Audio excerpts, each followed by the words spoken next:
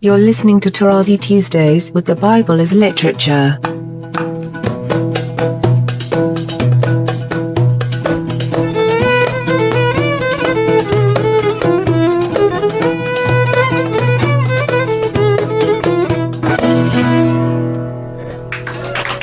Hi, this is Father Mark Boulos, and you are listening to Tarazi Tuesdays with the Bible as Literature podcast. This week, Father Paul unpacks the power of the grammatically plural noun Elohim, explaining how it functions to supplant all other deities in the Bible. I am happy to introduce Father Paul on the Bible as Literature podcast, Tarazi Tuesdays.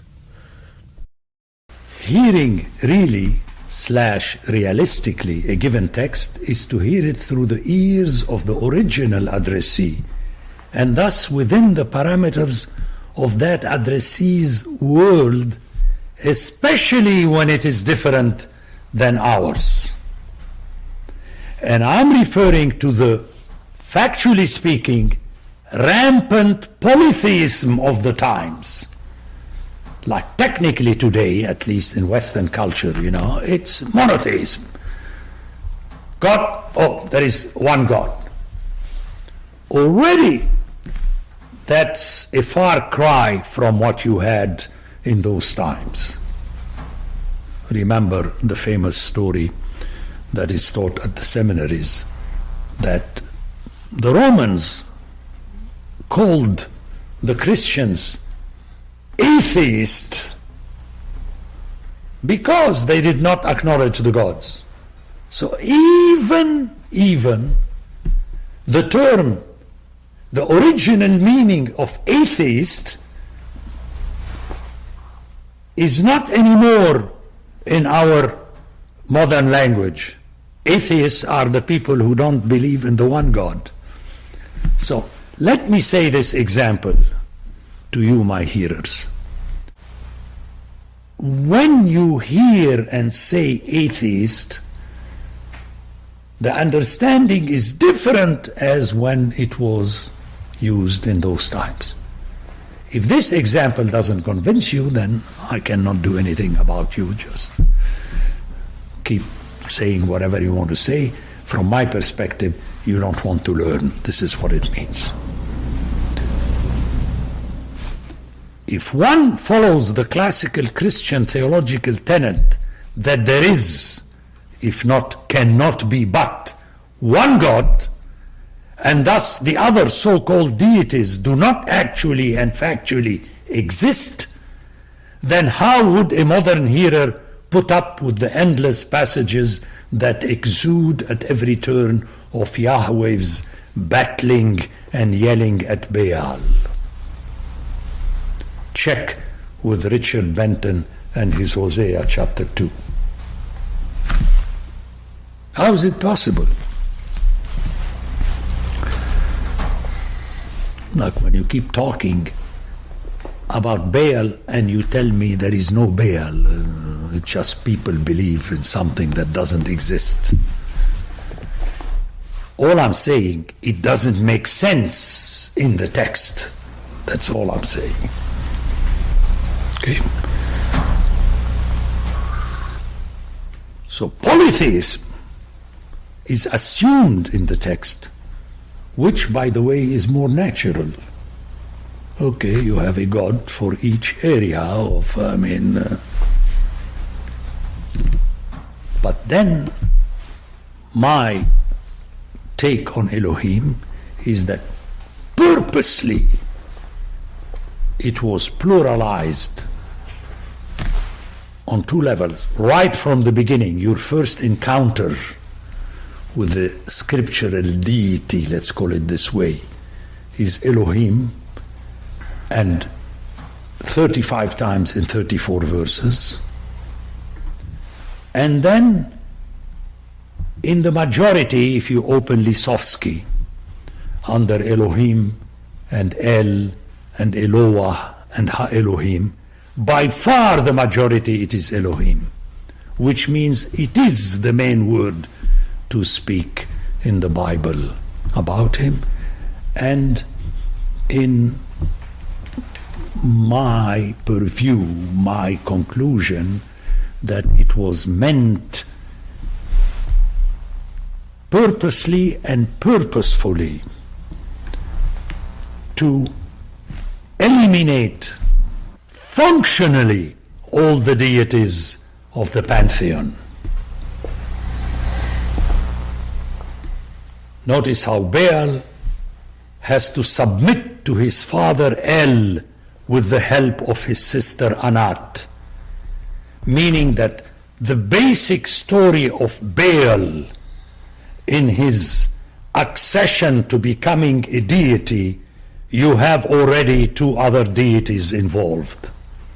Otherwise, there would not be a story of Baal that's famous in the Ugaritic literature.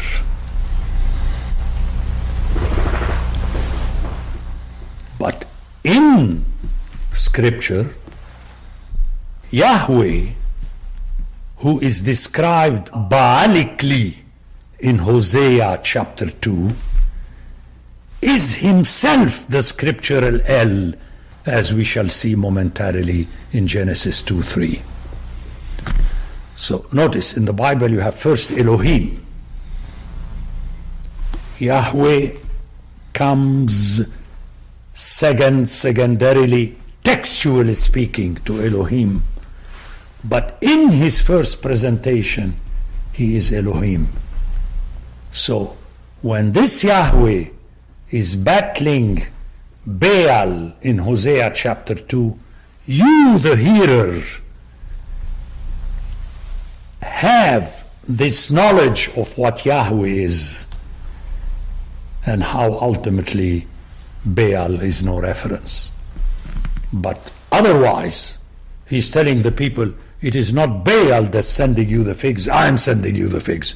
But the other person can say the opposite, and you end up battling. Hence the importance of Elohim, and my solution, which I said just a few minutes ago, that it is intended that he, that character, plays functionally the function of all the deities. Let me explain myself. And this is something very hard. People think that monotheism is usually very logical. That's stupid philosophy. I mean, in the Yellow Pages, if you have a leak in your bathroom, you go under plumbers. If you have a stomach ache, you go under gastrologists. If you need a lawyer, you go under lawyers. In other words, it's not that one is better than the other. Why did you call the plumber when I called the lawyer? It's because of what your need is all about.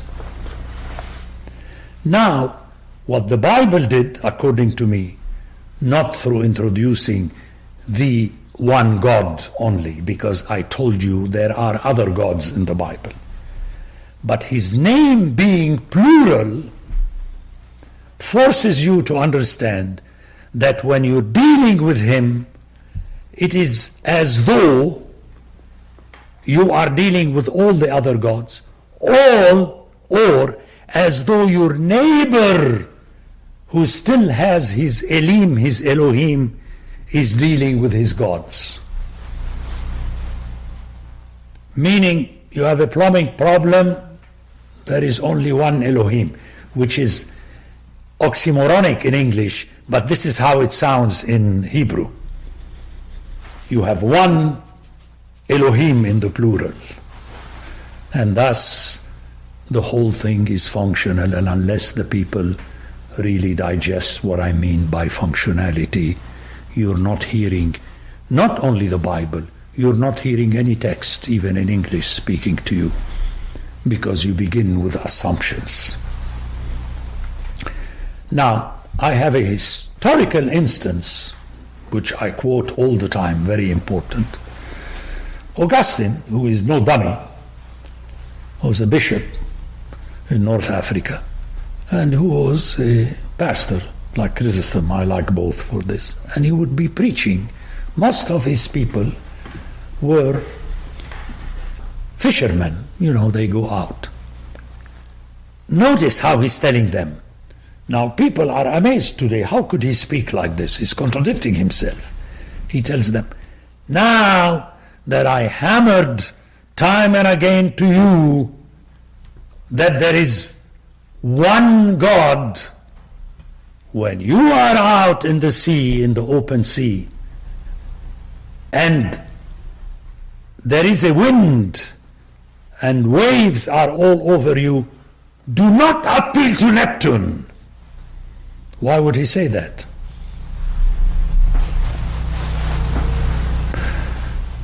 It's because these people are living in a world where the sea is associated with Poseidon or Neptune, and as simple as that. People tell me, yeah, but it's not the same thing. It is. When you have a leak in your house, you still call the plumber. You may pray unto God. You can call upon him, to use the old English, but you don't call him because you know better. So the statement of Augustine is very powerful, because he's telling them, I'm teaching you what Scripture is saying. And notice how de facto he's not eliminating the existence, let alone the other gods. So is Neptune real? By all means. Or let me use my terminology. Is he factual? By all means. But Augustine doesn't want you to make him real in the sense of functional in your life. Meaning, whatever Neptune thinks of you should not matter with you. Whether the plumber tells you that you're a good person or not, it's of no import. That, I believe, is what was behind the choice of Elohim. And notice, my hearers, how this fits with the teaching of the rest of Scripture. And this is my most important point. That this is what the Scripture is inculcating to you. Notice later when God will appear on Horeb and say, you shall not have any other gods in my presence. People eliminate that usually. In other words, if you're coming to meet me, make sure that the others are not around, meaning not also within your presuppositions, the way you hearers handle the word God in Genesis. When you're not in my presence, people ask me, so what should you do? Do as you please. But remember that the Bible teaches you something else, that you are always in God's presence. That's the famous Hebrew before. Before in Hebrew is to the face of or to the eyes of. And thus, technically in the presence, that's why the Septuagint has the two translations. But again, were it not for the original, I would not have made these assertions. For my hearers, obviously, they sound theological. God forgive you. I can't hold you responsible for that because you are still theological in your mind. I'm trying to de-theologize you. And I'm trying to say that in Scripture, you are always before God. And you better act in a way that his face, his panim, and we'll talk about that, would be towards you always as a countenance, panim, and not suddenly be transformed into a nose and fuming against you. Oh, really? The Bible uses mythological, polytheistic terminology. My dear friend, I just told you a few minutes ago, it could not have been written otherwise, because it was written in those times. So imagine now the effort, the super effort done by the writers to inculcate this new teaching, which is against Greece and its pantheon. And in my book I said, against their own pantheon, because it was the same thing. And that is why my stress on that this scriptural God is not before Scripture. It is communicated to you through a text, and that is something extremely important. This is how it was handed to you, the famous statement of the book of the law. The Bible as Literature is a production of the Ephesus School Network.